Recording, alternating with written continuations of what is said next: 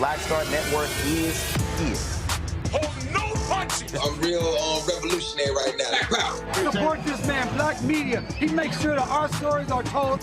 Thank you for being the voice of Black America, Roland. Stay black. I love y'all. All momentum we have now, we have to keep this going. The video looks phenomenal. See, this difference between Black Star Network and Black-owned media and something like CNN. You can't be Black-owned media and be scared. It's time to be smart. Bring your eyeballs home. You dig?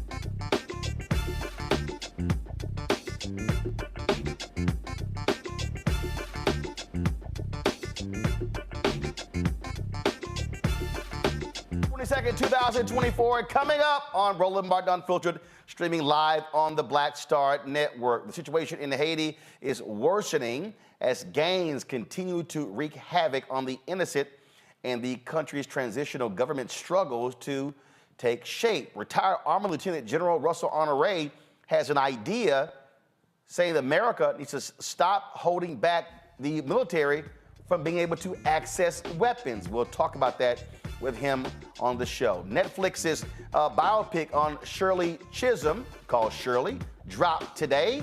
Tonight, you'll hear from Robert Gottlieb, a white man who worked on her presidential campaign, and we'll talk about what that was like and how he learned a whole lot working for Congresswoman Shirley Chisholm. Plus, we will hear from Congresswoman Barbara Lee, who also worked in that campaign, plus the producers of the movie, Raina King, and her sister, Oscar-winning actress Regina King. Folks, Republican Alabama Governor Kay Ivey signed a law prohibiting state funding for maintaining, sponsoring, endorsing, promoting, or affirming DEI progress. The chair of Alabama's Democratic Conference will join us on the show. Plus, Congressman David Trone is apologizing for using the word jigaboo when talking about Republicans. What was he thinking? We'll tell you. It's time to bring the funk. I'm Roland Martin Unfiltered on the Black Star Network. Let's go. He's got it. Whatever the miss, he's on it. Whatever it is, he's got the scoop, the fact, the find. And when it breaks, he's right on time and it's rolling. Best believe he's knowing. Putting it down from sports to news to politics. With entertainment just for kicks, he's rolling. It's on go, roll, roll, y'all. It's Roland Martin, yeah. Rolling with Roland now. He's funk, he's fresh, he's real, the best, you know he's Roland Martin now.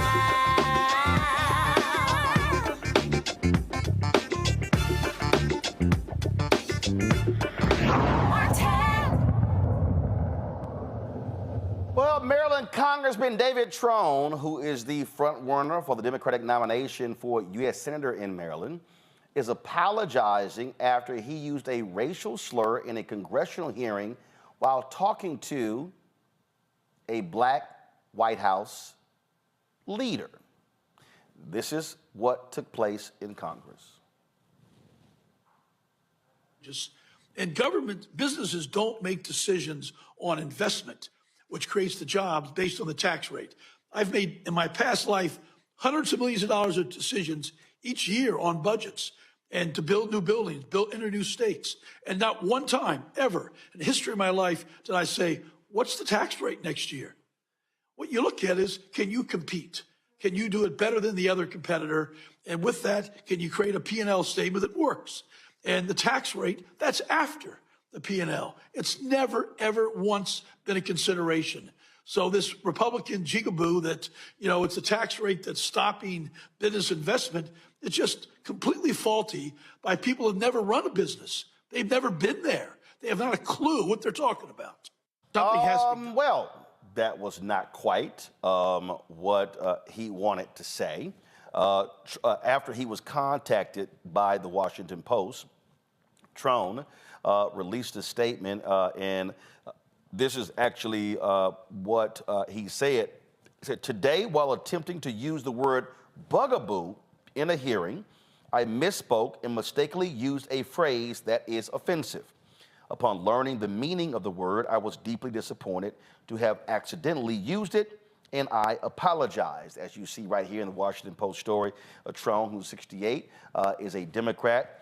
He's leading the May 14th primary race, and to succeed retired Senator Ben Cardin. Of course, he's also running against Angela Alsbrook, who is, of course, the Prince George's County executive there as well. Let's go to our panel to get their thoughts on this. Joining us from Corpus Christi, attorney Matt Manning. Glad to have Matt on tonight's show. Joining us from Detroit, Motor City, we've got Michael. Michael joins us, of course, African History Network, Michael Imhotep, African History Network show coming from Detroit. See, we allow Sigmas on the show. And also, Tyler McMillan. We make you look good, Roland. Tyler McMillan, he's a social justice leader, former national director, youth and college division of the National Network. Wait a minute, hold up. We actually have two Sigmas on the show. Oh. That's called a record number. And what's still stunning to me is the fact that I meet two Sigmas under the age of 55. Shocking.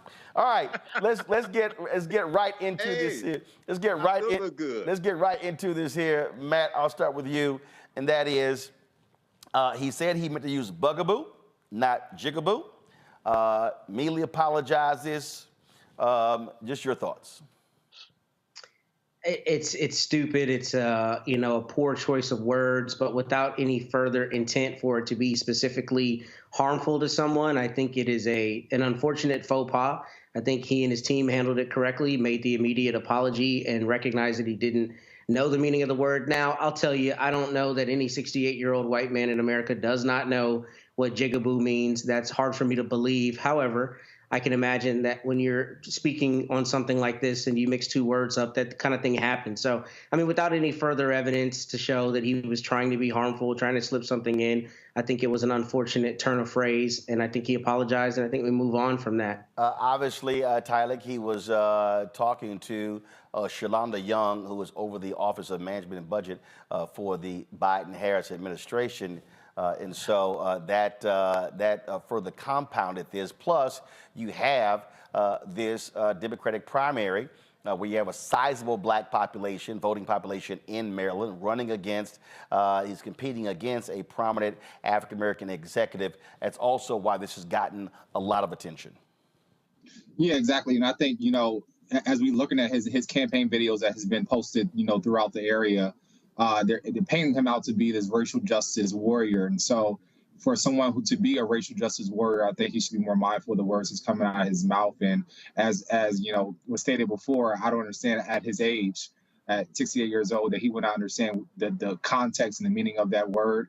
But I think it was bizarre. But I don't, looking at the context of it, I don't see that he used it in a racial slur. But I think someone his age and someone who says to be a person shoulder to shoulder in this fight for racial and economic justice, he should know the meaning of the word in itself. And, Michael, I always say all the time that, when words come out of your mouth, first of all, you then go, where did certain words come from? I like, for instance, I can't even tell you the possibility of jigaboo even coming out of my mouth is not even a word that I even use. Exactly. So, Roland, I think what happened was maybe he was around some Gen Xers and they were listening to Destiny's Child, Bugaboo. All right. Or he was watching Spike Lee's School Days. School Days. That's my next. So then he was watching School Days, right? And he has jungle fever, maybe, right? And he was watching School Days and he heard Jigaboo. Okay. So then he throws that out and he gets the two terms mixed up. But this is, I don't understand how he doesn't know what the term jigaboo means. It's a derogatory term, from African Americans decades ago. But it's good that his spokespeople put out. Well, it's good he put out a statement saying he misspoke. But I don't understand how you screw up the two terms. I don't call people jigaboos, and I'm black. So I don't even know how something like that pops out unless it was in the first place. So, we'll see what happens with this. But, it's good they put out a statement, but this is not the type of mistake that you want to make. Look, I don't even use the N word. So that doesn't even come out because I don't use it. So we'll see if this has any impact on this May 14th primary. All right, folks, hold tight 1 second. We come back. We'll talk Haiti. Retired General Russel Honoré says there's something America can do to help Haitians. But the question is, will they actually do it? We'll discuss that next with him right here on Roland Martin Unfiltered on the Black Star Network.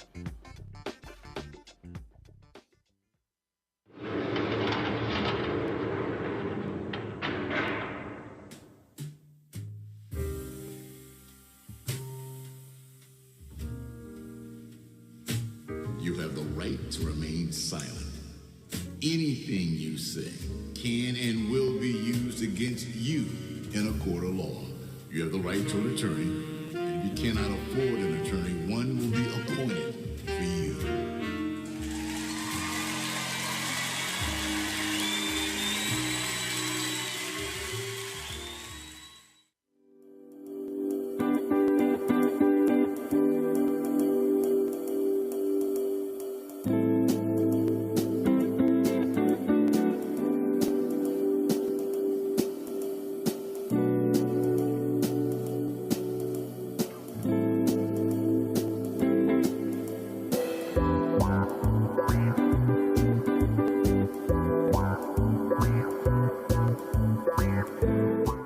Tommy Davidson. I play Oscar on Proud Family, Louder and Prouder. Right now, I'm rolling with Roland Martin, unfiltered, uncut, unplugged, and undamn believable.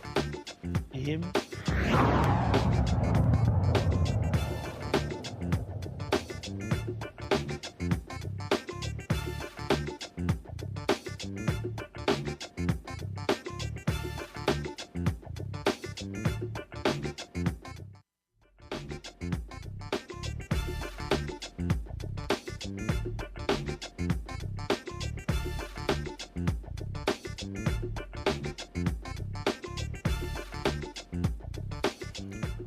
The situation in Haiti is getting worse day by day. The country's transitional government is struggling to take shape, and the island's powerful gains continue to make advances in the capital, Port-au-Prince. Almost half of Haiti's people are struggling to feed themselves, and several areas are literally close to famine. Security is an issue. Well, retired Army Lieutenant General Russel Honoré, many of us remember him for his work after Hurricane Katrina, joins us right now. General Honoré, glad to have you here. You talked about that there is something that America can do to help the security of the country that is in our control. Explain that. Yes, Roland, thanks for talking to this subject. Haiti has been ignored.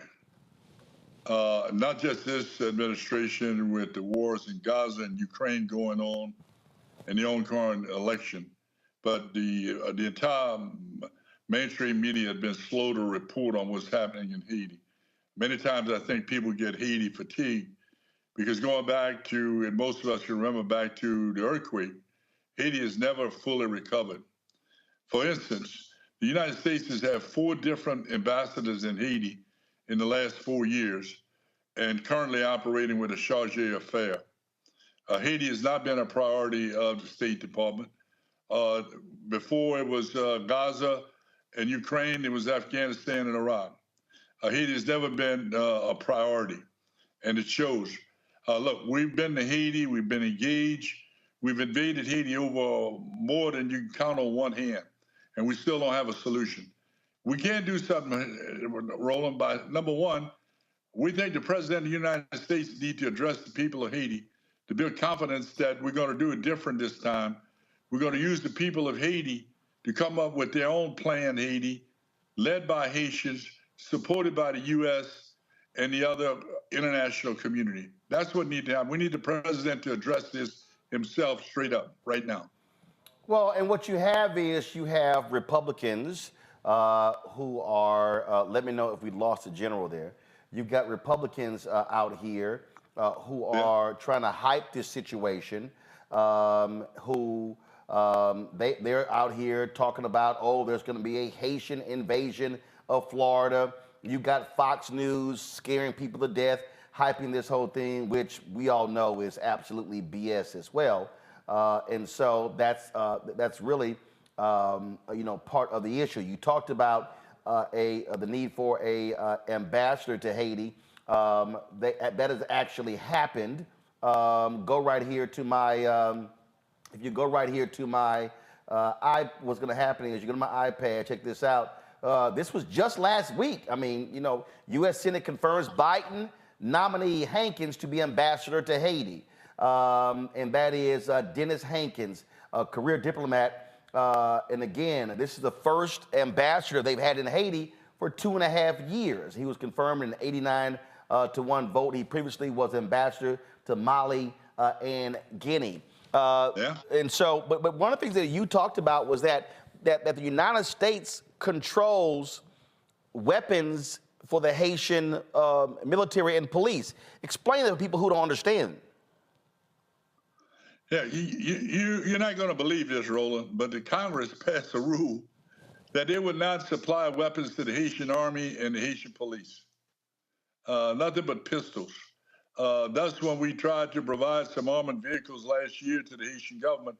They had to come from Canada, and the United States flew them in because we got a rule in Congress that we will not arm the Haitian army. That is ridiculous.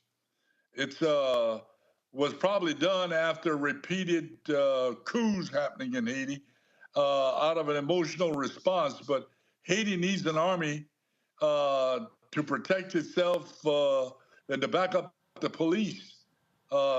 Democracy has not worked well in Haiti. Haiti's had several opportunities to make it work, but outside influence and greed has destroyed the democratic process, and the people that suffer are the poor people of Haiti. We need a rule change in the Congress supported by the White House. This is why the president needs to come out and explain to the American people what the hell's going on in Haiti and why is it so hard to get something there, because most of the people in Haiti are reluctant of us to send the Marines in again, like they were there for almost 10 years at one time, and they had the blue hat helmet UN soldiers there for over 10 years, and nothing improved. We need a plan, Haiti. Right now, the CARICOM, the Caribbean nations, have put forth 8 or 9 people. Most of them are from one political party, the Montana party, who was sponsored by Representative Maxine Waters and the old Aristide regime. The people of Haiti will not accept this proposed solution, and the Congress need to approve weapons going to the Haitian army and the Haitian police. To your point, Haitians to solve this. To your point, go to my iPad. This was an article Jacqueline Charles, the award-winning Caribbean correspondent for the Miami Herald, wrote in September 2023. While international community is divided on the Haiti military, support for an army grows. In her article, it says there is one solution that Washington is not prepared to support: using the Haitian army. A State Department spokesperson told the Miami Herald that while the United States remains deeply concerned by the ongoing lawlessness associated with armed gangs and supports a Haitian-led solution, quote, the U.S. government is statutorily prohibited from providing assistance to the armed forces of Haiti.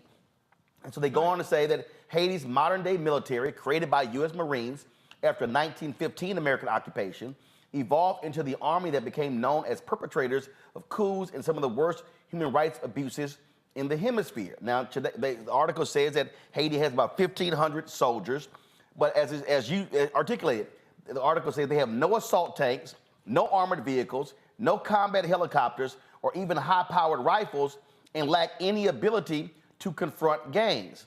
While Mexico currently provides military training, the institution continues to face resistance from others in the international community, especially from the U.S. State Department. Okay, this is real simple. How in the hell can you complain about security if the folk who should be providing security can't do it? Can you hear me? I'm not hearing Roland. Can you hear me? Yeah, I got you, Roland. Yeah, what's crazy is how in the hell can we talk about security if the people who's supposed to be providing security can't provide security and the gangs are overwhelming them because they got better weapons? Hello, this is the Western Hemisphere. We're supposed to be the boss here. We're supposed to be the boss in the Western Hemisphere. We give Israel over $10 million a day and give Egypt over $10 million a day.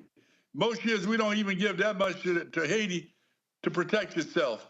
We've got to change this, and it lies in the laps of the United States Congress, and we need to appeal to the president to speak to this. Just like he talk about Gaza, just like he talk about Ukraine, why in the hell the president ain't talking about Haiti? Great point. Go by panel, Michael. All right, quick question here. Retired Lieutenant General Honoré. I know that I read an article from the Griot.com that talked about how Democrats in Congress want to send aid to Haiti, but Republicans won't budge. Can you talk about that for a minute? And then also, Jake Sullivan announced back, April Ryan reported for the Griot.com on March 13th. Jake Sullivan announced a total of $333 million in aid from will go from the U.S. to Haiti to address political and humanitarian crisis taking place. Can you talk about those, please? Yes, we get the money appropriated for Haiti, but not executed because the government there is not prepared to execute it. The humanitarian money is being sent, but once the supplies arrive at the port, the gangs are in charge of the supply chain. So this is a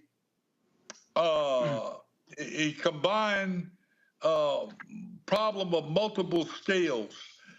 So we have to get the security to support the Haitian police and the Haitian army so they can open the supply routes. The gangs are controlling the majority of Port-au-Prince, and now they're going into the neighborhood because they live off of contraband.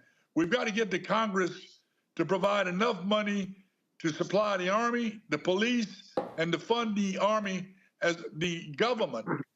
This is the Western Hemisphere. We give Israel over $10 million a day, and nobody say a damn thing about it every day. But here's the thing.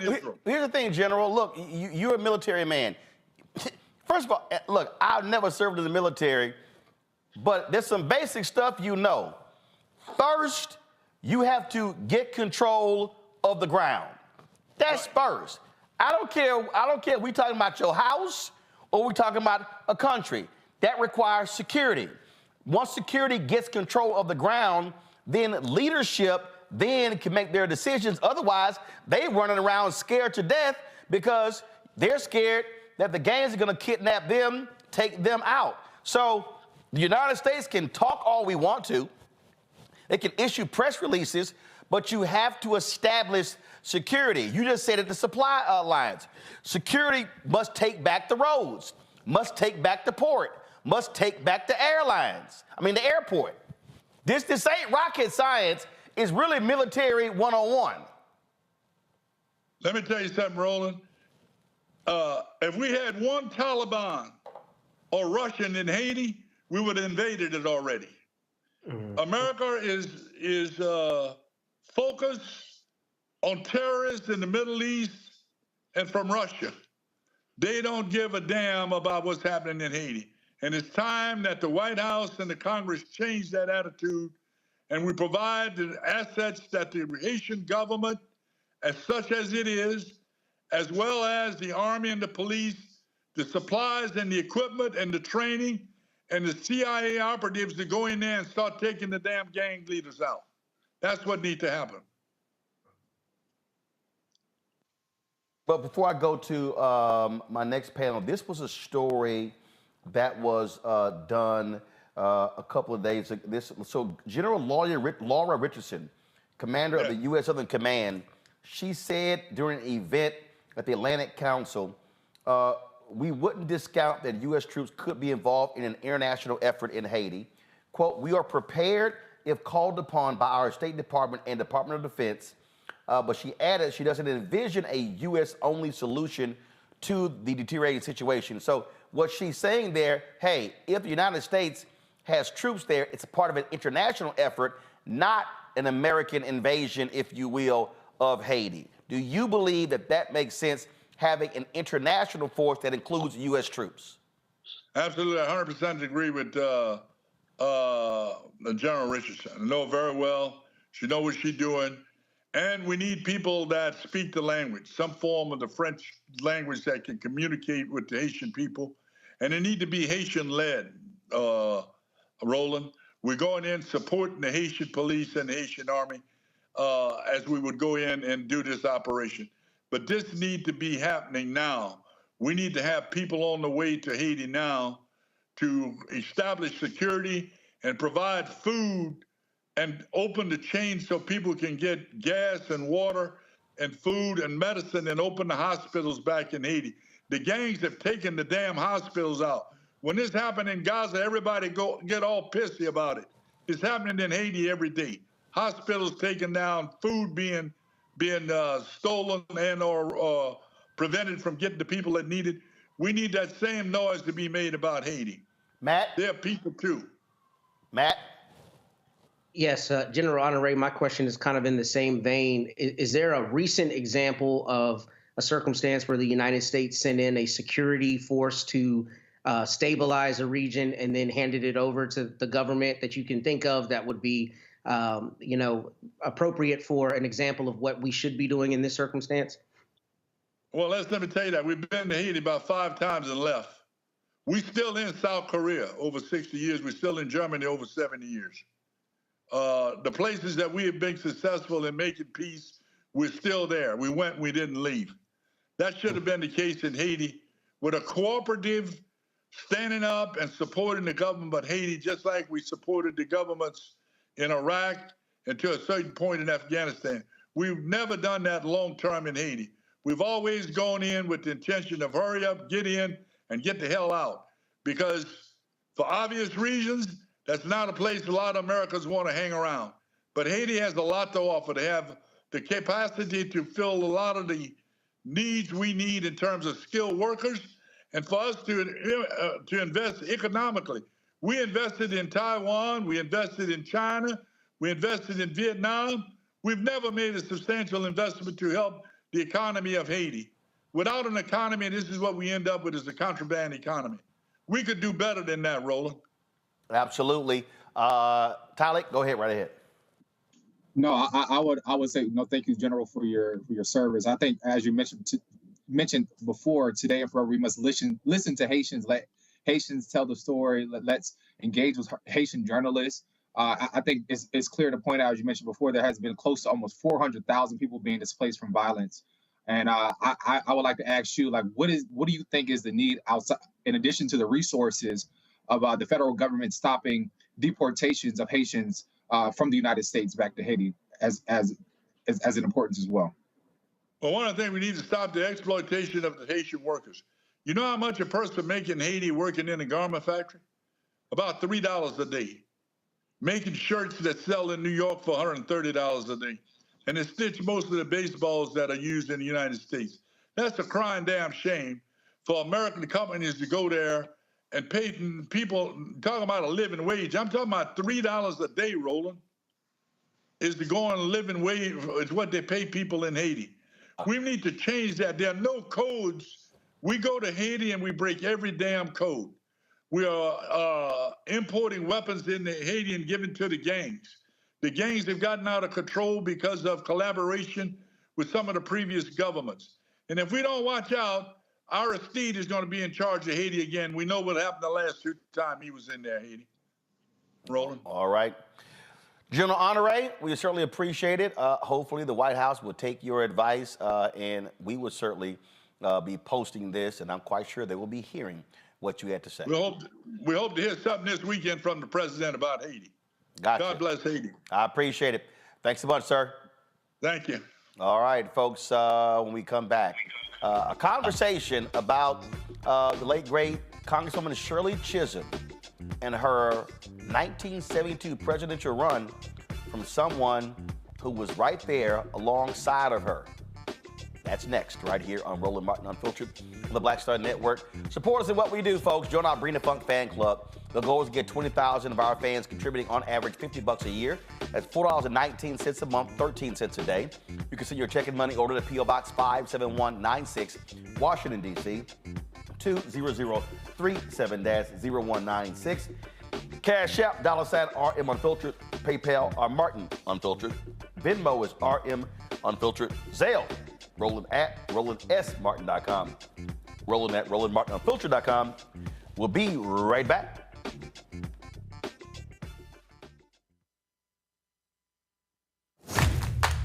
I have something I want to tell you. I am running for president. Of the United States? Holy. I'm paving the road for a lot of other people looking like me to get elected. Brooklyn's first black representative. You're about to make history. You want to be president? You ain't no man. Maybe we should find your mother. All you got is your one vote. You sound just like every other politician. Do I look like every other politician? Truly, you can't win. And why can't I win? I have an opportunity to make a difference. This isn't a campaign. It's a joke. The only thing anybody's gonna remember is that there were a bunch of black folks who made fools of themselves. See too much suffering. And I don't know how to not try. We're living it proud. I don't think I'm special. I just want to remind people what's possible. We need something that's going to make some noise. The Black Panthers and Shirley Chisholm. It's like thunder and lightning. I'm going to force all the politicians to be held accountable. You're gonna do all that. School teacher from Brooklyn. Harriet was just a slave. Rosa was just a domestic. What is it you do for a living again?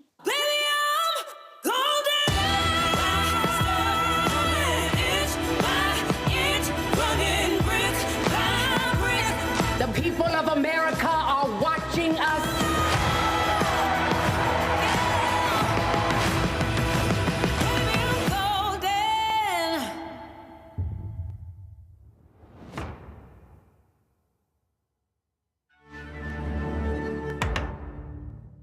What's up, y'all? This is Wendell Haskins, a.k.a. Win Hogan at the original T-Golf Classic. And you know I watch Roland Martin Unfiltered.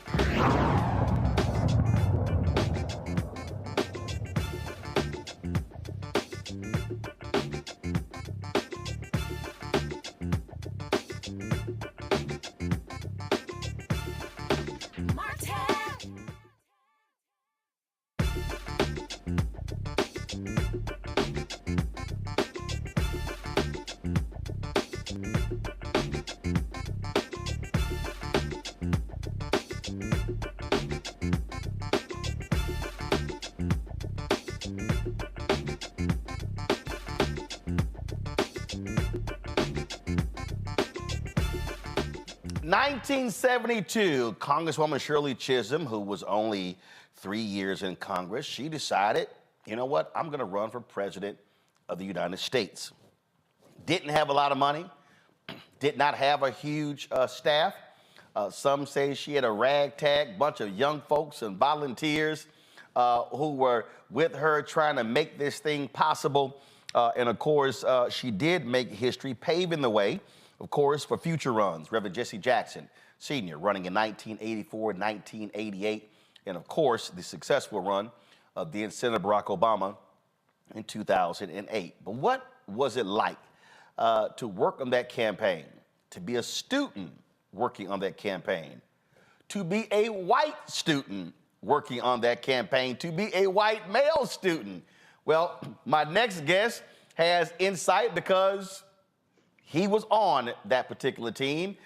If you watch the Netflix movie, it's now available. I saw it Tuesday in Los Angeles, and he was at the premiere. That's where we had the opportunity to meet. He has a significant role in the movie, and it was something that he did in the movie that even I wasn't aware of that involves media. We're going to get to that. Joining us right now is attorney Robert Gottlieb. Robert, how you doing? Glad to have you on the show. Roland, it's good to see you. Thank you very much. So, first and foremost, before we talk about the campaign, just initially, just your thoughts on this story finally getting the big screen treatment. There was a documentary that was done on Shirley Chisholm that I covered that a few years ago, but this is different. This is a movie done on her, starring Regina King, directed by John Ridley. Roland, it has been surreal beyond belief. It's been too long. We're talking about a brave, courageous woman who had the guts as a black woman to run for president of the United States. The audacity of that woman. And it's taken really all these years for Mrs. C, as I called her, to receive the attention that she deserved, not only as an historic story. This isn't just to teach people the history. It's to ignite people. She always said she wanted to be a catalyst for change.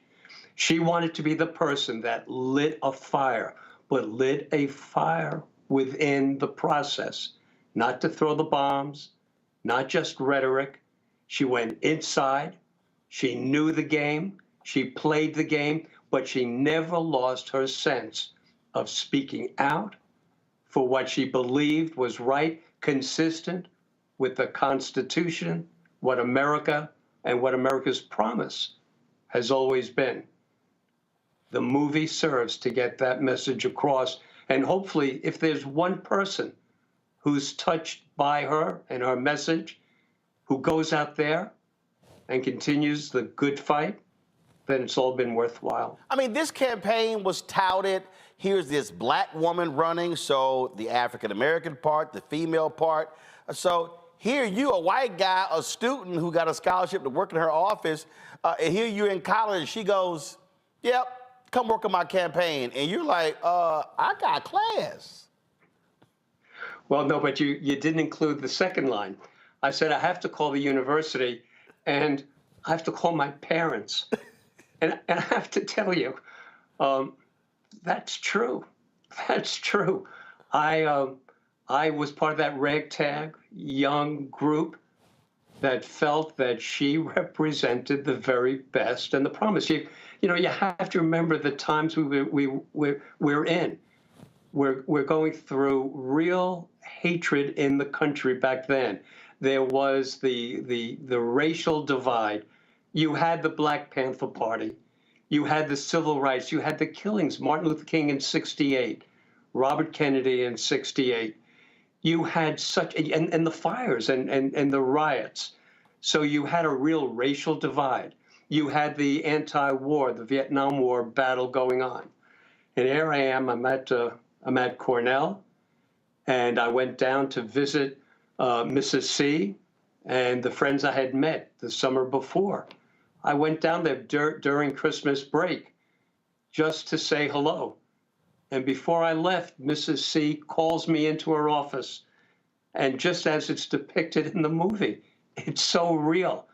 And she says to me, Robert, I have something to tell you. I'm going to run for president. And after saying, I then say, but I can't. I have to call the university. I have to call my parents. And I can't do it. And she then says words to the effect, I don't believe in the word can't. So I spent the day on the phone calling my parents first, by the way, and then the university. And somehow I managed by the end of the day to have the university agree to award me with 9 credits of independent study to then spend the rest of my senior year working on the campaign. And I had to take a 3-credit course at George Washington University at night. That's how it unfolded. So first of all, what was that conversation like with your parents when you said, "Hey, yeah, I'm a drop out of school. I'm gonna go work on this black woman's campaign"? Listen, I called my parents knowing exactly how they were going to react, and it was go get them. There was no question. There was no debate. And I didn't call them for their permission. I called them because they were my parents, and I wanted them to know the important news. So all of a sudden this campaign starts, and she makes this announcement. And again, y'all starting off don't have money. Democratic Party doesn't want her to run at all. Black leadership did not want her to run. I'm very familiar with what happened at the Gary Convention in 1972. Here we are 4 years after MLK's assassination. And here we are 4 years after you had integrated delegations at the Democratic National Convention in Chicago after the battle in Atlantic City in 1964. So we're only talking 4 and 8 years after all of this drama at the Democratic National Convention. And so you have all these black men who did not want her to run. In the movie, they talk about Congressman Walter Fauntroy, throwing his name in the hat only for the purpose there of D.C. And then you're battling. You got later the Speaker Willie Brown in California, who was dead set in supporting McGovern for the nomination. And so, not only, and then she's dealing with women who are not supporting her, black folks not supporting her. And so, who were y'all talking to? Who were y'all hoping to convince to vote for Congresswoman Shirley Chisholm? Listen, my focus was on students, but anyone working on this campaign knew damn well we would talk to anybody who would listen. We knew she was not going to be elected president, but we didn't treat the campaign as if she wasn't going to be elected president. We believed in her message. We believed that she was the right person. So we would speak to anybody. We would try to raise money. You described how it was at the beginning. No support from the Democratic Party, no money. Well, guess what? By the end of the campaign, nothing changed.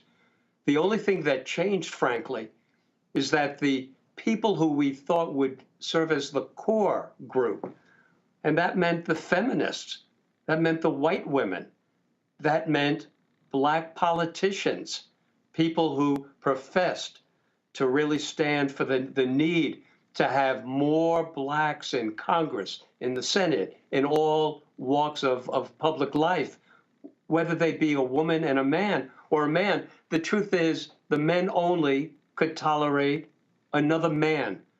So the biggest obstacle that I became aware of, really as a novice, was that the people who you would have expected to serve as her core, they all disappeared. And I don't care whether it's Betty Friedan, whether it's Gloria Steinem, whether it's any of the members of the Black Caucus. By and large, they may have professed the right message of support, but at the end of the day, they were not there.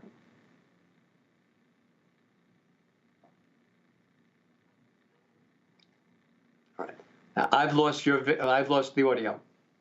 So all of these people who were saying the right things were not doing the right things. So when this black woman stepped up, they were kind of like, what is wrong with her? What is she doing? Here is some of her announcement when she made the announcement when she went public in New York. Here it is.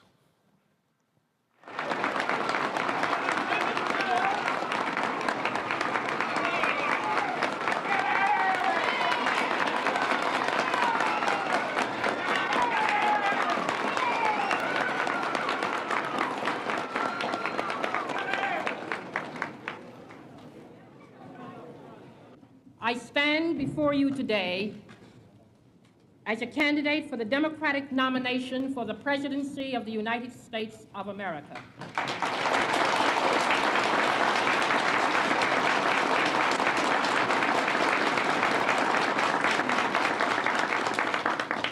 I am not the candidate of Black America, although I am Black and proud.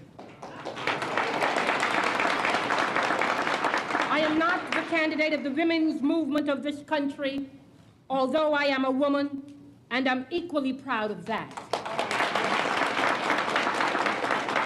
I am not the candidate of any political bosses or fat cats or special interests.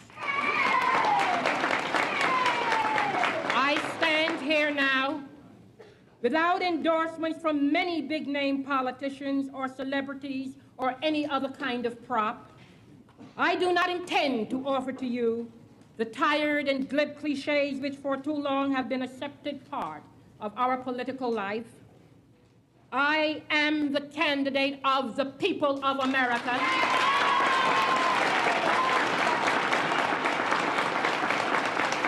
Fellow Americans, we have looked in vain to the Nixon administration for the courage, the spirit, the character, and the words to lift us, to bring out the best in us, to rekindle in each of us our faith in the American dream.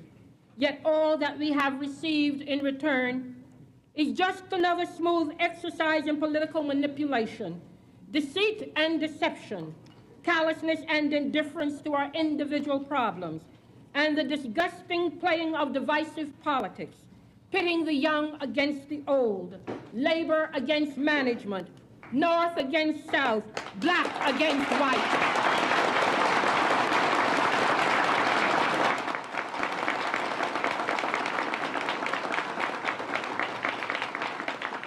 The abiding concern of this administration has been one of political expediency rather than the needs of man's nature. The president has broken his promises to us and has therefore lost his claim to our trust and confidence in him. I cannot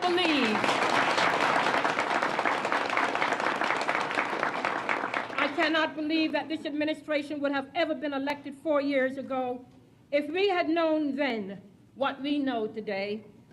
But we are entering a new era in which we must, as Americans, demand stature and size in our national leadership. Leadership which is fresh, leadership which is open, and leadership which is receptive to the problems of all Americans. Robert, when you hear that, do you still get chills? And is her voice sort of ringing in your ear with all the conversations that y'all had? The answer is yes. And the truth is, I heard her make her stump speech thousands of times. And every time I heard it, it had the same effect on me. She was so real and so right. Every time I heard the same damn words, I would walk away and say, it's affecting me as much today as 2 months ago. And listening to that again, all you have to realize, when you talk about the importance of this movie, think about it. It sounded like she was talking to an audience today about the realities of politics today. When she says we've entered a new era, that was aspirational. She was hoping we entered a new era. The truth is, what we're living through in this nation needs 1,000 Shirley Chisholms. That same battle that she set out to wage needs to be waged today. So it has an effect, but again, it's not only of nostalgia. It affects me in the same way as it did then. And anyone, we always felt, quite frankly, Roland, that if she can get in front personally of millions of people, she would have been elected. I'm gonna go to a break, and I want to talk about that because you were involved in something that actually made history. And again, I'm watching the movie, and I go, "Wow, I didn't know that." So we're gonna go to a break. We're gonna talk about that history-making role that you played when it came to the courts and the FCC that allowed America to hear the voice of Congresswoman Shirley Chisholm in a broad way. That's next, folks. We're talking to Robert Gottlieb, an attorney in New York. He worked on the presidential campaign of Congresswoman Shirley Chisholm in 1972. We're going to talk about that. My panel going to have their questions, Robert, when we come back as well. Folks, right now, you can watch Shirley, starring Regina King, on Netflix. It is available now. We'll be right back. Roland Martin Unfiltered on the Black Star Network.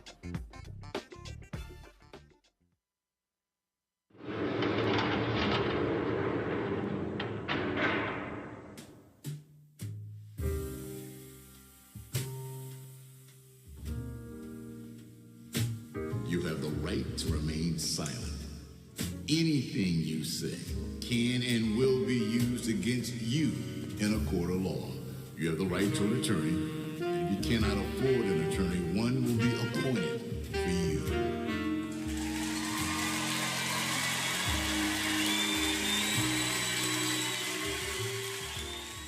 Next on the Black Table with me, Greg Carr, the Tuskegee Institute, now university, forever linked to the infamous and despicable syphilis experiments done on the poor rural farmers in Alabama and the Tuskegee Airmen, the famous heroes of World War II. But its history is about so much more. In his new book, The Tuskegee Student Uprising, author Brian Jones reveals a largely untold history, rich in radical activism and reform. Suddenly the students are meeting these folks whose lifestyle is very different from theirs, very rural, but they're seeing them lose family members. People in their family disappear. How Tuskegee became an epicenter for Black power. An amazing history lesson on the Black Table, right here on the Black Star Network. My name is Lena Charles, and I'm from Opelousas, Louisiana. Yes. That is Zydeco capital of the world. My name is Margaret Chappelle. I'm from Dallas, Texas, representing the Urban Trivia Game. It's me, Sherry Shepherd, and you know what you watch. Roland Martin on Unfiltered.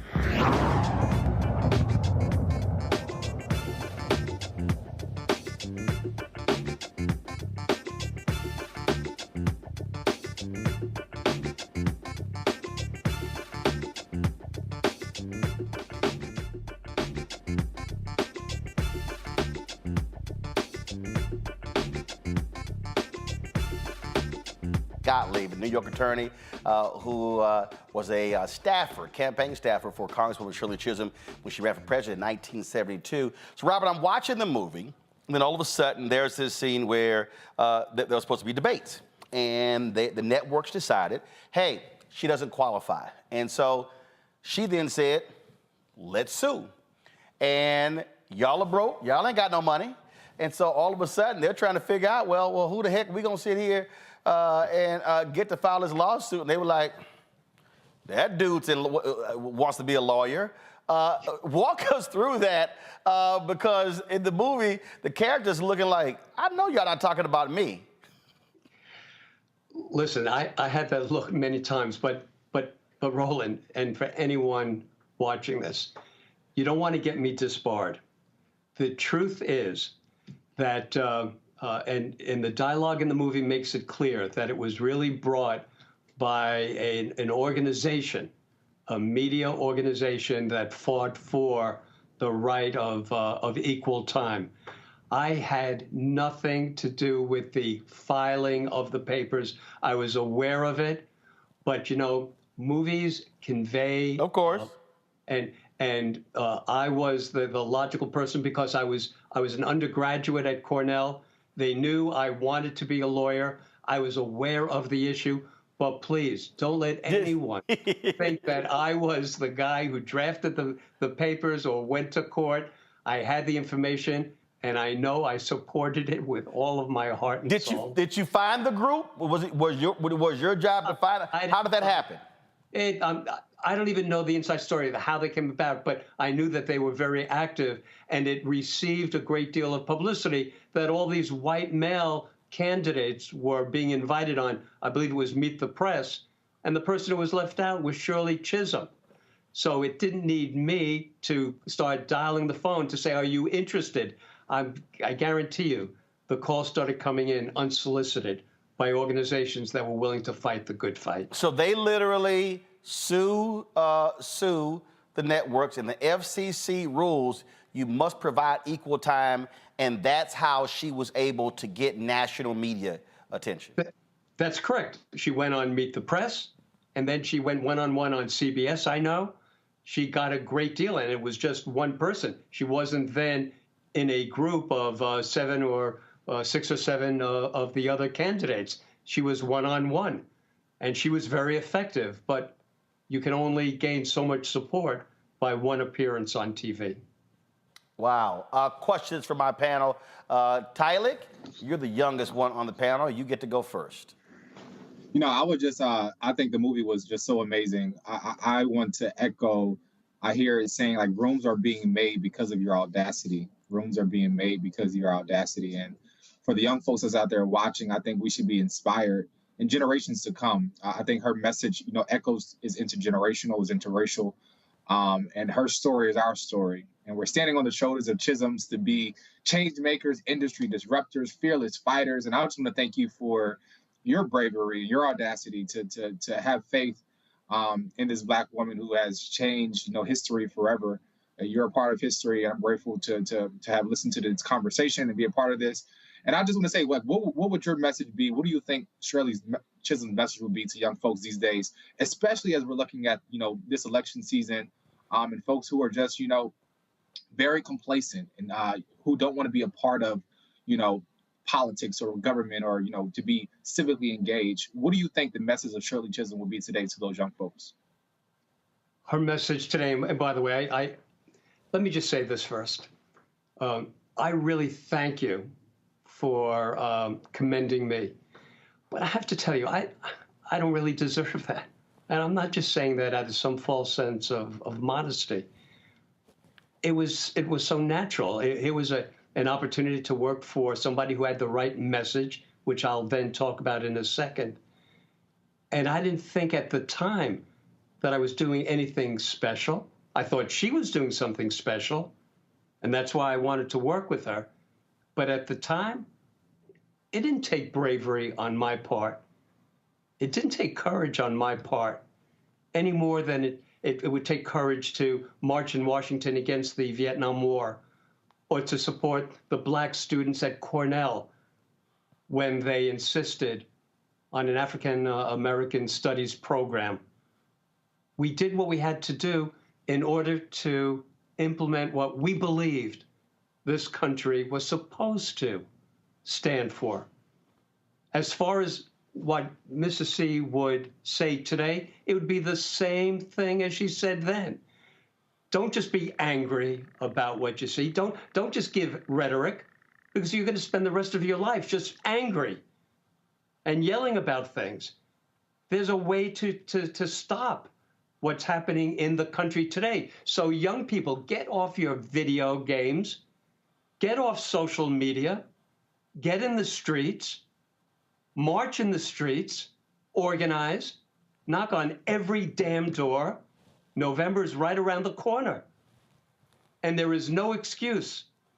When it goes against you, don't complain, young people, when your books are being taken away from you, when you're not able to study certain topics you want to study in school, when if you become pregnant, you can't have abortion, or you can't vote because you don't have the right identification.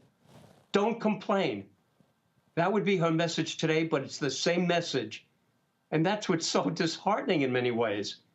We're reliving history, but it's real right now.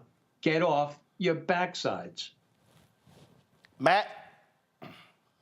So let me first say, I think the statute of limitations has run on any ethics complaint about you filing lawsuits. The lawyer on the panel would say that. You are hired. Thank you. I have one question and one comment. So the question is, what parallels do you see in the treatment of Black women in politics these days, as it relates to your time with Mrs. C? Any improvements or any steps back in the current era as it relates to the treatment of Black women in politics, and even just the credence that they're lent? And then the comment is, thank you for doing many years of criminal defense. I tell people that is quintessential lawyering, and I appreciate you having made a career of that kind of work. So thank you again. Thank you. By the way, I don't think that takes courage either. I think that's what our Constitution says I should be doing. As far as the politics today, just see the anger and the hatred that's directed against certain minority members of Congress. Anyone of color. Look at AOC. What she has to bear, it becomes very personal. There's a hatred, there's a resentment that I, just from the outside, I'm not involved in the inner workings of political campaigns now, but I see how they are treated and how they are attacked. So I think certainly just as a bystander, we have come a long way. Just look at the numbers. But as far as the way white America looks at them and what they are now willing to do and say against them, now that they have permission from people like Trump and others on the right, they have permission to do it without any repercussions. So we've come a long way, but there is a much longer way to go before this country is true to its ideals. Michael. All right, Attorney Gottlieb, thanks for coming on the show today and sharing this information with us. As the historian on the panel, I had a question about Governor George Wallace, who is portrayed in the movie. And there's a scene in the movie where Shirley Chisholm makes the controversial decision to go visit Governor George Wallace while he's in the hospital. There was an assassination attempt on him in 1972. And he never forgot her showing kindness to him. And in 1973, he helps her to get legislation passed to raise the minimum wage for domestic workers. Can you talk about what caused her to go visit him? Because, I mean, this is Governor George Wallace, who said segregation today, segregation tomorrow, segregation forever, and who ran for president in 1968 for the American Independent Party as against civil rights. What caused her to go visit him, and what was some of the backlash that she received from the African-American community behind that? Yeah, that also is a great question. At the time when I heard that she was going, my reaction was the reaction of everybody. Shirley Chisholm is going to see this racist. Right. It was unbelievable, the reaction before as well as afterward. There was a lot of controversy, and there was a lot of resentment among Black voters and young students. There was a resentment. If you ask me why she did it, that's who she really was. She was a sensitive, empathetic, she was a real human being with the highest morals and beliefs. And she was religious. And she felt it didn't matter what his political views were, didn't matter that he was a racist. He was gunned down. He was gunned down. He was getting a lot of attention.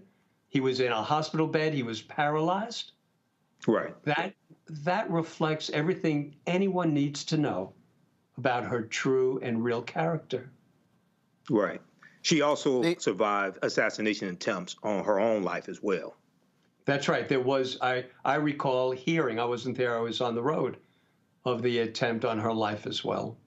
Robert, last question for you. That is, so when you see the videos and when you see the movie, I mean, she is forceful, she is earnest, she is very clear. But was she funny? Was she lighthearted?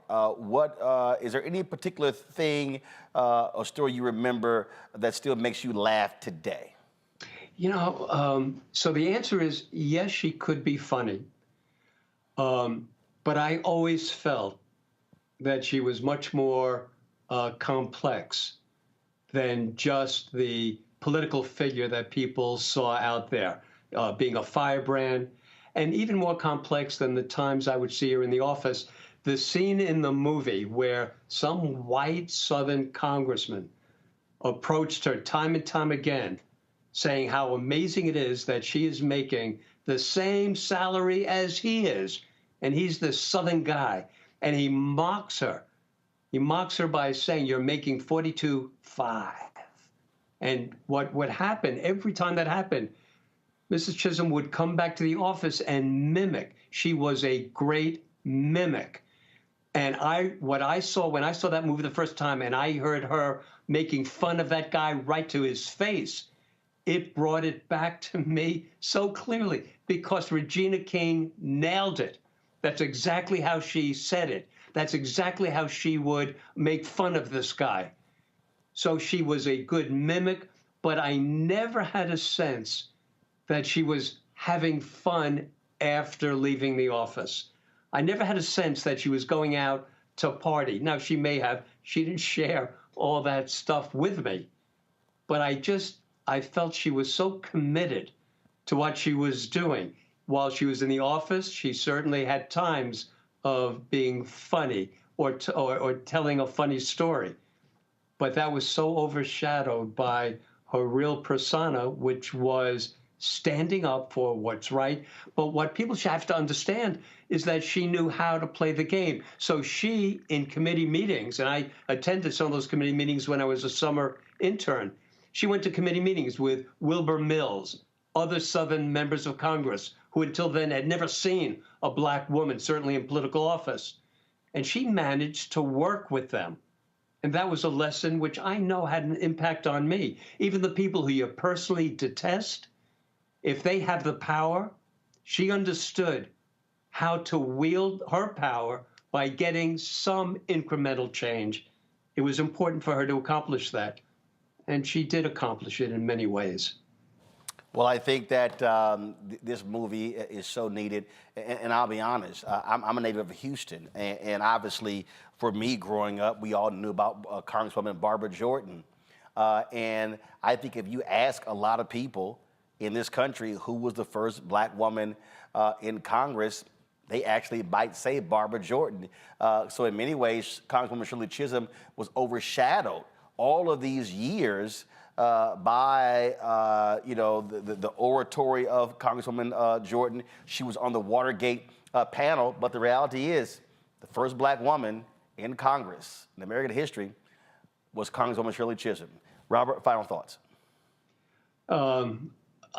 I appreciate that you invited me. I really do. It's good seeing you again.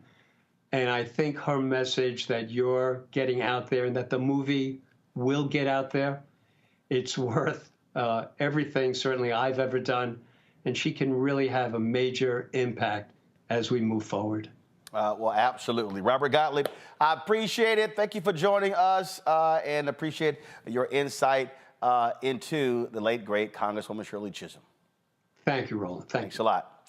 Folks, again, Shirley is airing right now on Netflix. You can check it out. A little bit later in the show, we're going to share with you more of what we got from the red carpet on Tuesday, including Congresswoman Barbara Lee, who worked on that same presidential campaign with Shirley Chisholm. Plus, you will hear from Raina King, the producer of the movie, the sister of Regina King, and Regina King, who starred as Shirley. It took them 15 years to get this movie made. Coming up next, we'll talk with the top leader of the Alabama Democratic Party regarding Republican Governor Kay Ivey signing her anti-DEI bill in the state. Yeah, but they sure as hell don't mind DEI Saturdays racing up and down the football field. You're watching Roland Martin Unfiltered on the Black Star Network. I have something I want to tell you. I am running for president. Of the United States? Holy. I'm paving the road for a lot of other people looking like me to get elected. Brooklyn's first black representative. You're about to make history. You want to be president? You ain't no man. Maybe we should find your mother. All you got is your one vote. You sound just like every other politician. Do I look like every other politician? Truly, you can't win. And why can't I win? I have an opportunity to make a difference. This isn't a campaign. It's a joke. The only thing anybody's gonna remember is that there were a bunch of black folks who made fools of themselves. See too much suffering. And I don't know how to not try. We're living it proud. I don't think I'm special. I just want to remind people what's possible. We need something that's going to make some noise. The Black Panthers and Shirley Chisholm. It's like thunder and lightning. I'm going to force all the politicians to be held accountable. You gonna do all that? School teacher from Brooklyn. Harriet was just a slave. Rosa was just a domestic. What is it you do for a living again?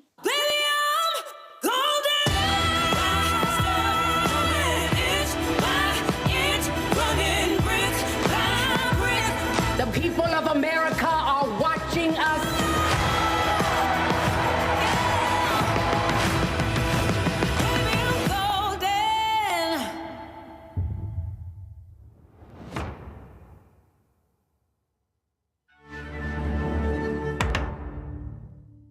Hey, yo, what's up? This is Mr. Dalvin right here. What's up? This is KC. Sitting here representing the JODECI. That's Jodeci. Right here on Roland Martin Unfiltered.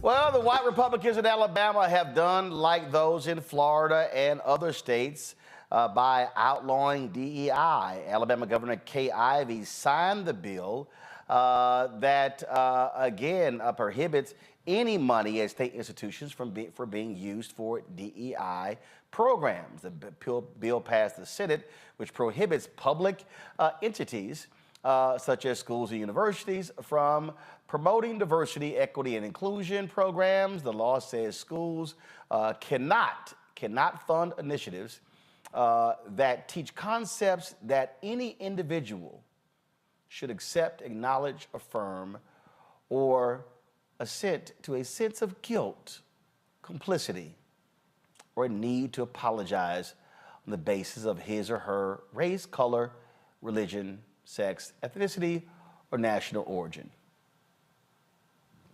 This is Alabama, y'all. Alabama. The law takes effect October 1st.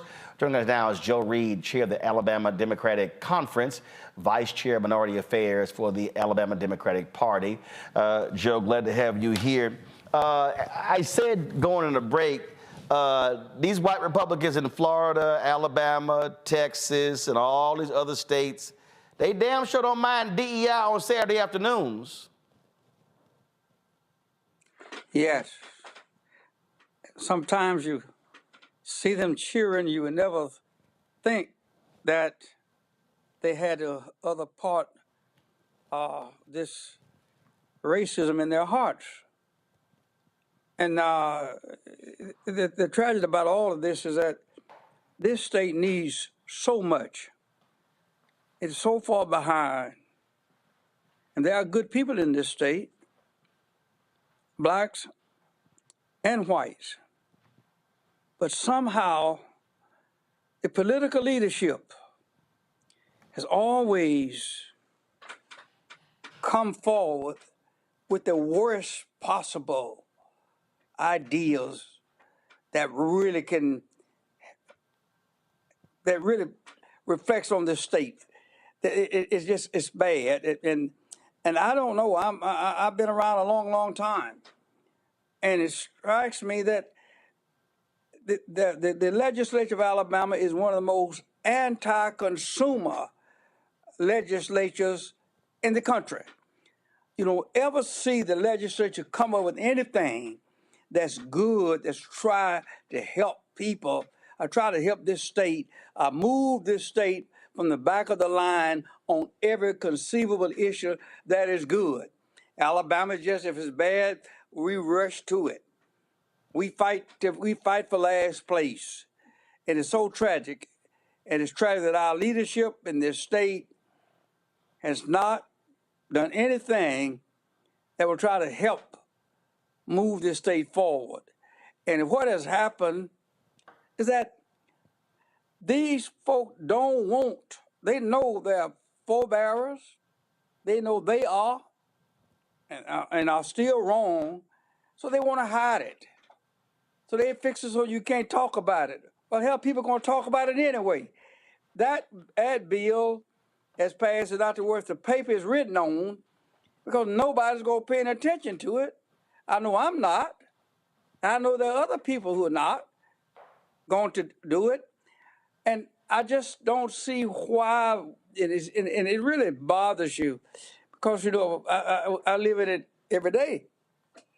And it just bothers you that you never see the leaders of this state come forward with good things for the people of Alabama. So we keep embracing mediocrity. We keep embracing racism. But I thank you for having me on this program. Well, but here's the deal, though, Joe. I mean, look, I called this years ago. My book is called White Fear, How the Browning of America is Making White Folks Lose Their Minds. And what you see, the attacks on critical race theory, the attacks on affirmative action, the attack on woke, they want to brand everything as woke. This is the latest deal. And so what this is about power. It's about, and this is what I've been saying, the reason this thing is escalating as quickly as it is. After the death of George Floyd, that movement, that was the first black-led movement in American history that a majority of Americans supported. It was the first time in history. And what scared these white folks was they saw young white people pissed off, protesting.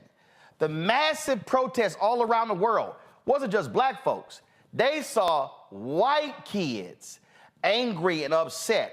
And these white folks said, oh, hell no, we cannot have these young white folks learning about true American history. That's why they hate the 1619 Project. That's why they don't want certain books to be read, because they are scared to death of younger white folks learning the real story of American history, not that BS that we were all taught. And they said, no, we got to put a stop to this quickly. Otherwise, we going to lose control of this whole thing forever. That's what Alabama is doing. That's what Florida, DeSantis is doing, and Abbott in Texas, and Lee in Tennessee, and on and on and on. You said it so much better than I. You said it so much better than many others. And that is, and if there's a real hope, it is in the young people, in particular white young people, because there are some changes. You mentioned earlier about the guy running a touchdown on the football field. Well, people applaud those guys. People will say they're not so bad after all. And I cracked a joke a while back. I went before a group to talk, and I said, I really feel sorry because I don't see the white boys playing football. And it was a joke. But my point I was trying to make was that Alabama, George Water stood in the schoolhouse door. All over the South, Ross Barnett did what he was going to do, took Kennedy to bring out the truth of that. So Orville Forbes in Arkansas, and also the man with the axe handler over in Georgia. And I say that because all of that noise and all of that fear and all of that hate was really pushed out and played with and talked about And now those same schools got 60 or 70% of the black football players on their teams. And those students are going to school together. And so they're in college together. They're doing everything together. And you're so right. That's the thing that they really don't want to happen.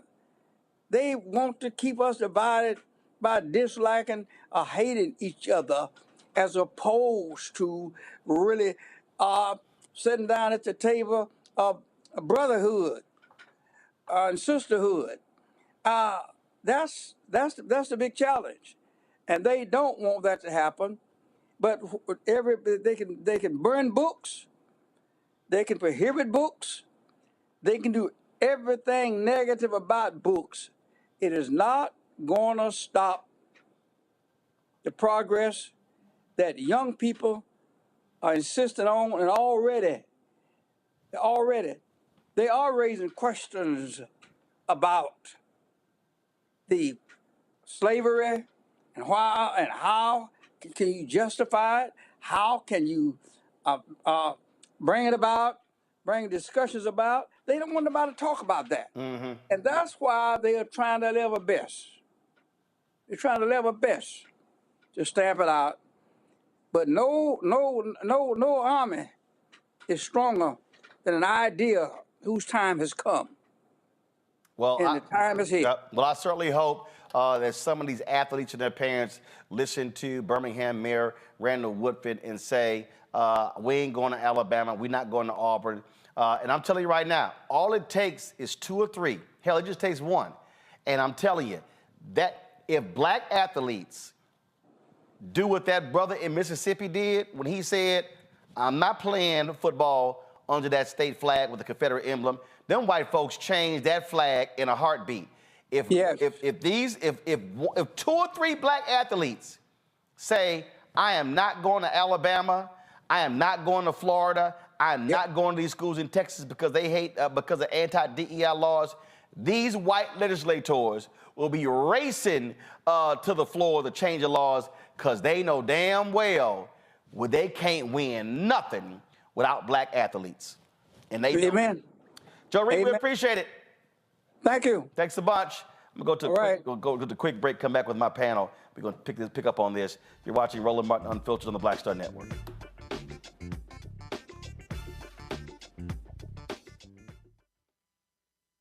Terry and I, we couldn't play in the white clubs in Minnesota.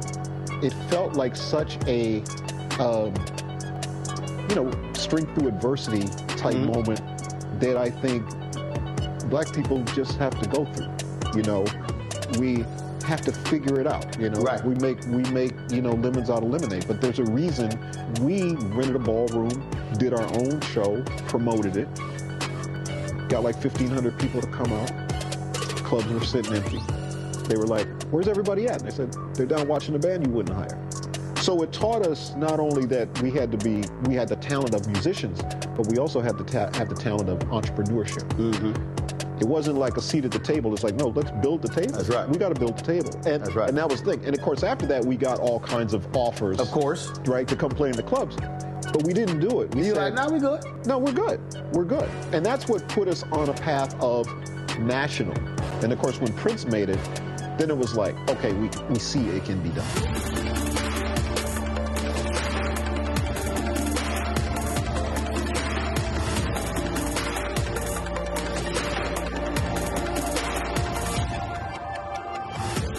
Farquhar, executive producer of Proud Family. Bruce Smith, creator and executive producer of The Proud Family, Louder and Prouder.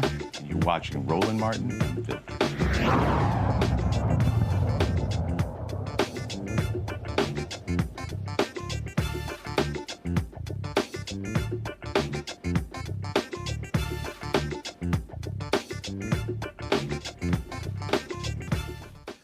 All right, folks, welcome back. I was somewhat disappointed, Michael, that after Mayor Randall Woodfin made his call, other politicians did not join him. And just like I was disappointed that other pro athletes, even those retired, who didn't go pro, who played college ball in Florida, didn't step up and join Emmitt Smith when he blasted Florida, their anti-DEI. And it was the same when I called out Texas A&M for their treatment of Kathleen McElroy, journalism professor. And I said the same thing. And a lot of former athletes at Texas A&M, I got a call from some, but they didn't go public. They didn't say anything. Right. And what these black politicians and black athletes must understand is silence don't help nobody. And if more and more black, if some black athletes had said, I'm standing with Emmitt, I agree. And then it builds and builds. Otherwise, it looks like, oh, you said it, nobody responded, whatever. Oh, Mayor Woodfin, oh, it's just you talking, whatever. Y'all good with it, we can just move on.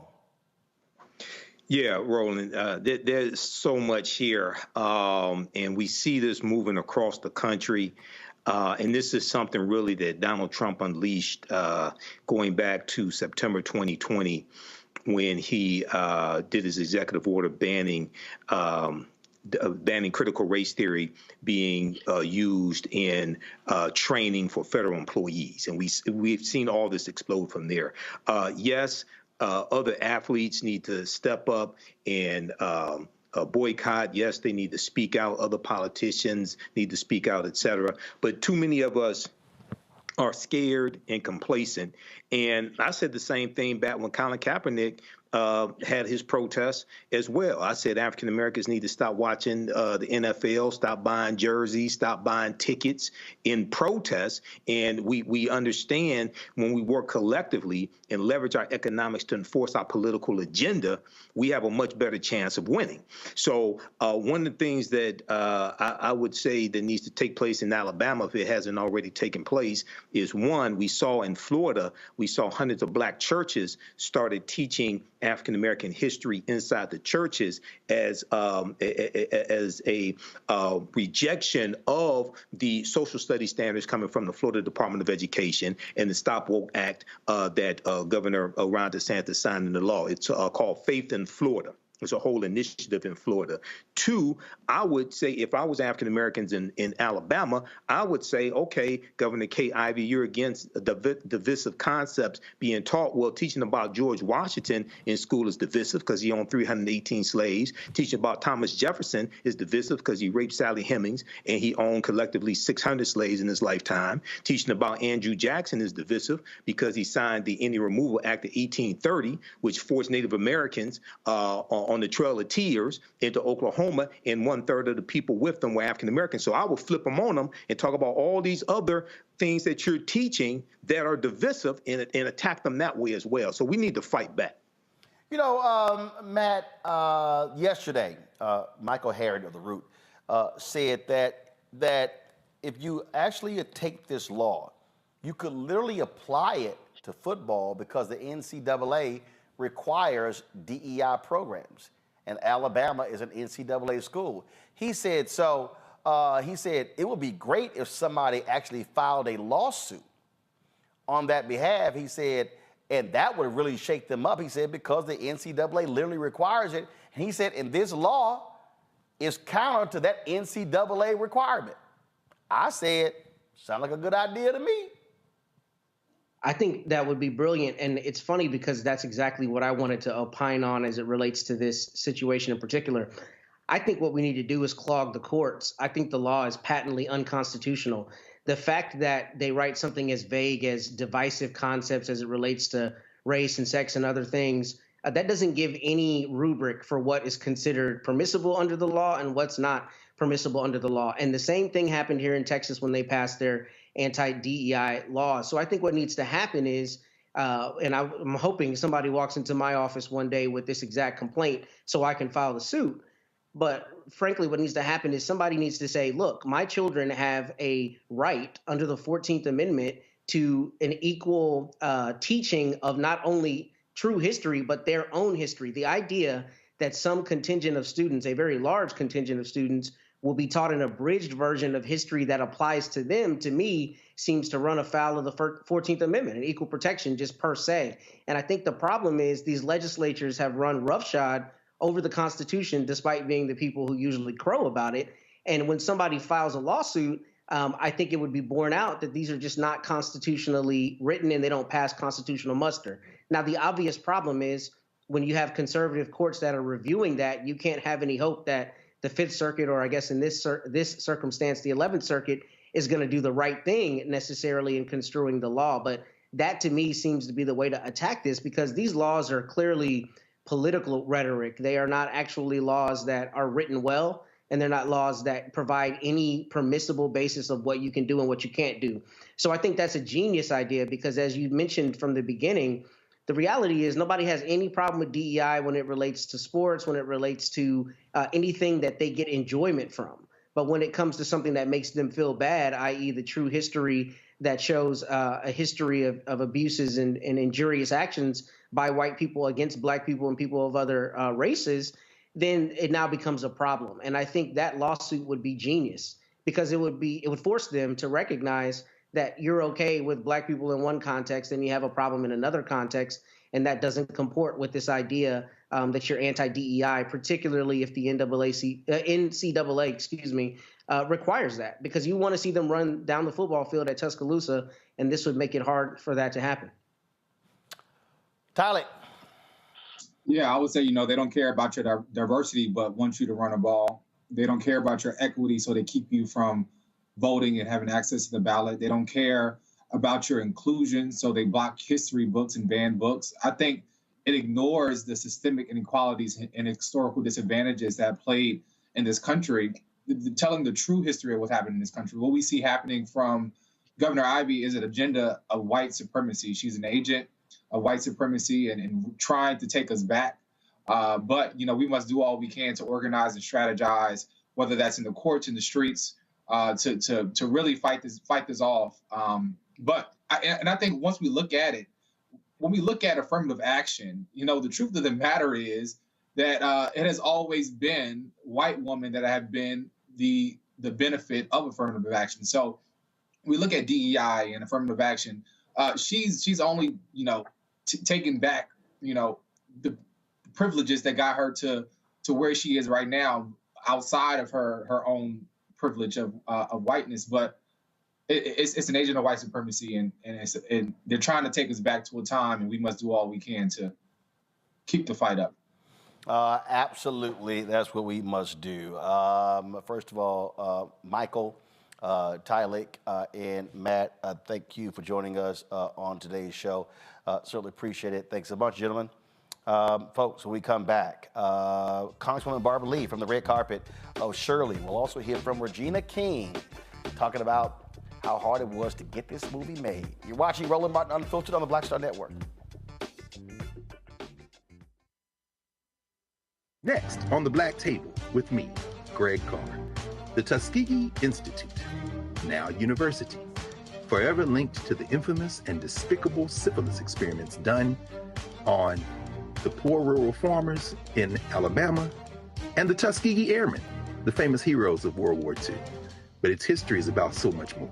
In his new book, The Tuskegee Student Uprising, author Brian Jones reveals a largely untold history, rich in radical activism and reform. Suddenly the students are meeting these folks whose lifestyle is very different from theirs, very rural, but they're seeing them lose family members. People in their family disappear. How Tuskegee became an epicenter for Black power.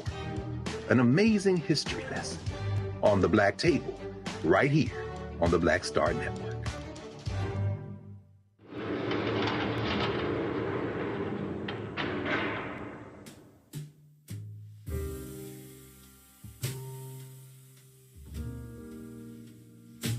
You have the right to remain silent. Anything you say can and will be used against you in a court of law. You have the right to an attorney, and if you cannot afford an attorney, one will be appointed for you.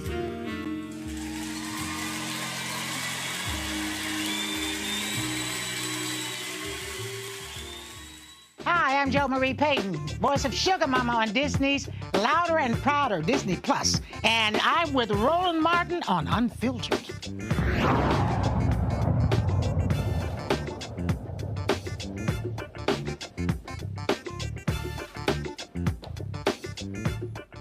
She is a sitting member of Congress, Barbara Lee. She ran for the United States Senate in California, but she got her start working on the presidential campaign of Congresswoman Shirley Chisholm in 1972. I was in Los Angeles on Tuesday for the red carpet of the Netflix movie Shirley, starring Regina King, directed by John Ridley, and got an opportunity to chat with Congresswoman Barbara Lee. What's happening? How you doing? How are you doing? You look like you and I got the memo in terms of what we're gonna wear. Come on, this is a significant event now. Come on, we gotta honor our sister, our friend Shirley Chisholm. I tell you, long overdue, and I'm so excited. How do you feel to see finally this story being told? Because when you think about so many of our black politicians, very few. I mean, it was a Showtime movie with Adam Clayton Powell. But there are very, very few of our folks who are in politics. Well, you know, that's how I got involved in politics, was through Shirley Chisholm's presidential campaign. And now, fast forward to today, there's so many people who don't know her. And today I was thinking about that. How can anyone not know who Shirley Chisholm was, her legacy, who she was as an elected official, first black woman elected to Congress to run for the presidency, first woman to run for president. Also her agenda, as she was a progressive black woman. She was early on the board of the National Association of Reproductive Rights. She spoke fluent Spanish. You know, she was against the Vietnam War. I mean, this woman was amazing. She was far ahead of her time. And so the timing of this film can't be better time. Which group? She also was a co-founder of, okay, I keep getting them mixed. There are two groups. There's a Dorothy Height group, National Council of, oh man, what's the group? Council of Black Women, NCNW, National Council. Yeah. I always keep getting confused. But not only those things that she did. Talk about from your perspective, again, seeing her in action. Seeing her in action gave myself a lot of confidence that black women can lead. She was empowering. I mean, she cared about people, and she was very smart, but she always cared about people who she was trying to educate, first of all, about the importance of the political process. And she was a very sensitive woman, though, and I've seen her behind closed doors when she cried a lot. She was very vulnerable in many respects. So she demonstrated that tough love and that brilliance. But she was a very compassionate and passionate and sensitive woman. I reminded somebody earlier, I was telling the audience that that 1972 convention in Gary, a lot of folks don't realize they were not embracing her. They were trying to draft a man to run. I was there, and let me tell you, I was there trying to get Shirley Chisholm the endorsement, and I'll never forget the difficulties we had. And so for some reason, my sister and I decided we were going to get some T-shirts, and we wore them on the floor of the convention, and Jet Magazine took a picture of us and said, "Get your S together." And it was a jet, and that was the point. We wanted people to come out of that convention, these delegates, supporting Shirley Chisholm. So here you at this black political convention. You were 4 years removed from King's assassination, and here you have these black men who don't want to support their sister, and she had already announced. Yeah, and it was just, to me, I couldn't quite understand it, because she was the first black woman elected to Congress, so she knew what she was doing. She had more experience, first of all, than anybody at that convention. And secondly, she wanted to unify the black community and unify people in this country who were shut out. And she understood what coalition politics was. And she understood, though, that we had to be black and proud and unbought and unbossed in order to bring people along to have a larger multiracial, multi-generational coalition. And so she knew, though, the film, I think, kind of shows that interaction, what the deal was. But I was there, boy, let me tell you, I wanted her there. I was fighting. I wore my T-shirt. I said, no, And myself and the delegates from Northern California, those of us who were active, went there determined. So you, of course, were on the staff of Congressman Ron Dellums, and this man here plays Ron Dellums in the movie. So what kind of a lesson that you have to teach him about your former boss? Well, first, Shirley Chisholm had to teach me a lesson, and she had to tell me, Barbara, this is politics. Barbara, little girl, to the day she died, called me little girl. She said, tell my brother to come home. It's for him. I forgive him. I understand what he went through. And of course, she had to work on me. But finally she did. And I understood what real loyalty and what true love and what real friendship meant, because she showed me, because I was upset. I was upset when she went to see George Wallace. I was mad. I wanted to leave the campaign. But I have to tell you, at that convention, I was really shattered. My dreams, my aspirations, my idealism, but Shirley brought me back, and here she was the one, and she brought me back to where I ended up working for Ron Dellums as an intern. I worked for him for 11 years. He was my best friend. He was close to Shirley, as Maria can tell you. He loved Shirley Chisholm, and this man was a statesman. You knew Ron, and you know how close we were, and I managed his office, and I've seen him through all kinds of crap, and he stood tall. First chair of the Armed Services Committee. He taught me everything about the defense budget. I mean, he was, and you really played this role quite well. You were Ron in that movie. That's the biggest compliment I can get. I really appreciate that. Really? The only thing is you're not an alpha man like Ron. But see, Ron's my alpha brother, so you know. Now, look, he was an iconic figure. So how did you prepare for that role? Well, I mean, like you said, he was an iconic figure, so there was so much footage to kind of reach from. I started with his book, and then from there, I just started looking up stuff and seeing speeches and videos of his, interviews of his, and I mean, it's a wonderful journey, because Ron is an incredible guy. And so to go down that rabbit hole, so to speak, and really like listen to him speak and watch him develop as a speaker over years and years and years, it was like going back to college. He never used a note when Ron spoke. Ron would, and I remember one time he wanted me to represent him at a conference in Mexico, in I think it was Ciudad de Mexico. And I said, no, I can't do that, Ron. I can't represent you and speak at this major conference. I think Angela Davis was there. He said, why not? And he sat me down in his office. He said, look, you know more than what the audience knows. This is what you have to do. This is just how you think about that. He said, and relax. He said, because you know this. And I got down there, and believe you me, his words came back, and he said I did great. Everyone told him that was a wonderful speech I gave, but I was so nervous. I was representing him, first of all, but then giving this speech, because, you know me, I like my little talking points, so I don't ramble and go off script. And he was so brilliant with his oratory skills that I always felt like there was no way I could do that. I want to get your thoughts again on this now being made a story for all to see across the world. I am so humbled and honored right now. It's been a long time coming, and just to have her story told the right way, the most poignant way that can be, I'm so blessed. And it couldn't have come at a better time as this, with all the turmoil our country is in right now. And to have young people to come out and see this, that is my biggest plight, to have young people to come out and see it. So I'm just elated. You know, being her goddaughter, it's a whole new thing. I'm just so happy. This is just the beginning. Final thoughts for you. Go see the movie.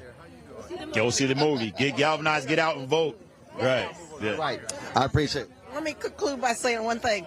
I want to just say a couple things about Regina, what an unbelievable, brilliant actress she is. She embodied not only Shirley Chisholm's oratory skills, her accent, her persona, but her spirit. And also, I have to just salute Christina Jackson for me to meet someone playing me, it was like meeting me, and she did a wonderful job as Barbara Lee in the movie. Congresswoman, always good to see you. I appreciate it. All right, folks, going to a quick break. We come back, we'll hear from Raina King and her sister, Oscar-winning actress Regina King, about their long, arduous battle to get Shirley made. You're watching Roland Martin Unfiltered on the Black Star Network. When you talk about blackness and what happens in black culture, we're about covering these things that matter to us, speaking to our issues and concerns. This is a genuine people-powered movement. There's a lot of stuff that we're not getting. You get it, and you spread the word. We wish to plead our own cause. Too long have others spoken for us. We cannot tell our own story if we can't pay for it. This is about covering us. Invest in black-owned media. Your dollars matter. We don't have to keep asking them to cover our stuff. So please support us in what we do, folks. We want to hit 2,000 people, $50 this month, raise $100,000. We're behind $100,000, so we want to hit that. Y'all money makes this possible. Checks and money orders go to P.O. Box 57196, Washington, D.C. 20037-0196. The Cash App is $RM Unfiltered. PayPal is R Martin Unfiltered. Venmo is RM Unfiltered. Zelle is Roland at RolandSMartin.com. Hey, what's up, y'all? I'm Devon Franklin. It is always a pleasure to be in the house. You are watching Roland Martin Unfiltered. Stay right here.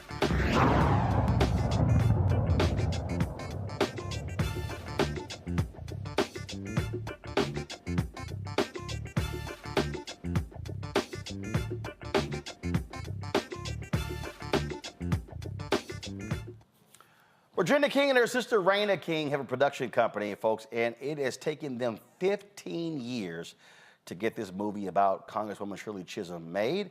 I chatted with Raina and Regina on the red carpet on Tuesday in Los Angeles. How you doing? Look at you. Well, you know, look at this. She was a special woman, so you got to. And she was all put together, and you are very all put together. You're giving it Shirley vibes. Absolutely. Well, see, I'm from Houston, so I grew up Barbara Jordan, but they were there together giving them hell. Exactly. Yes, they were. Yes, they were. How long have y'all been trying to do this story? This has been 15 years. 15 years? 15 years. So this has been a long road, well-traveled, and worth every minute of it. Did it go through all different folk? There were a lot of pivots.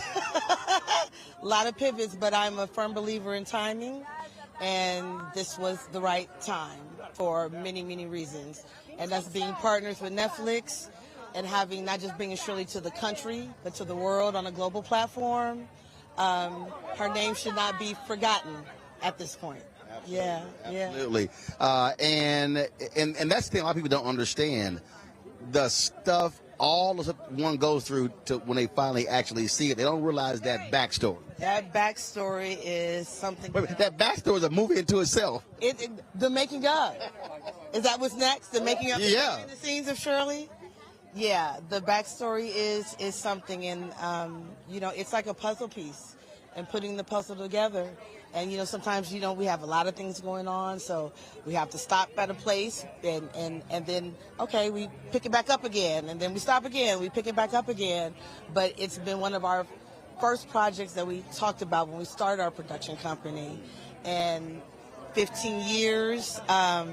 Sometimes it doesn't happen. So to see it come to fruition, and this is for Shirley, it's a beautiful thing.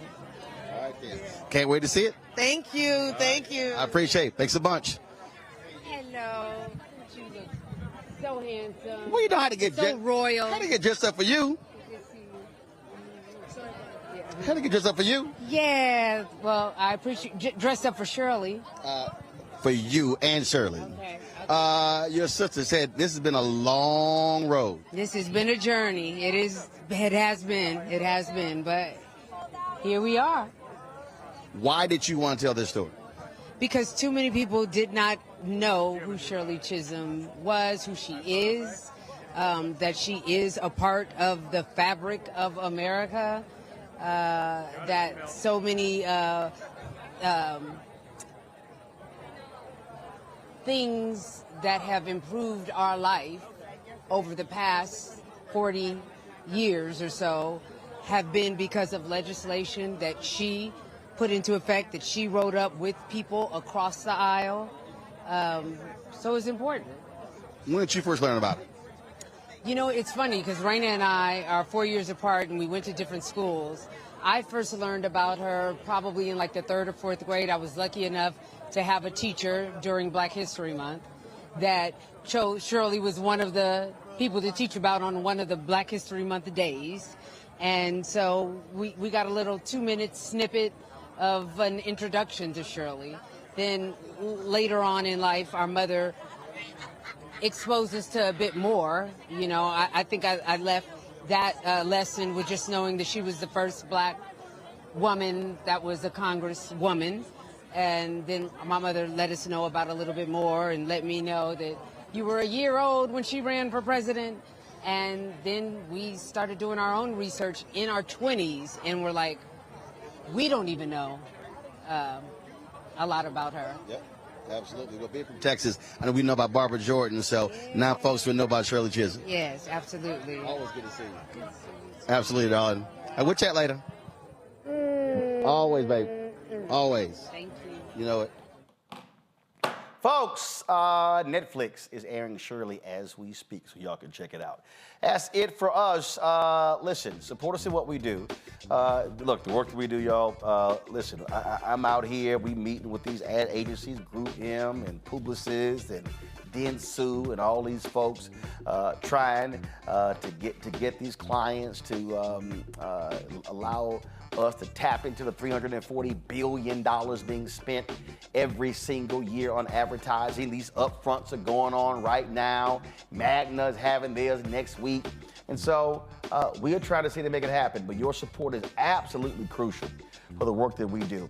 Our goal is very simple, to get 20,000 of our fans contributing on average $50 each. That's $1 million. Y'all, that is huge. I need you to understand.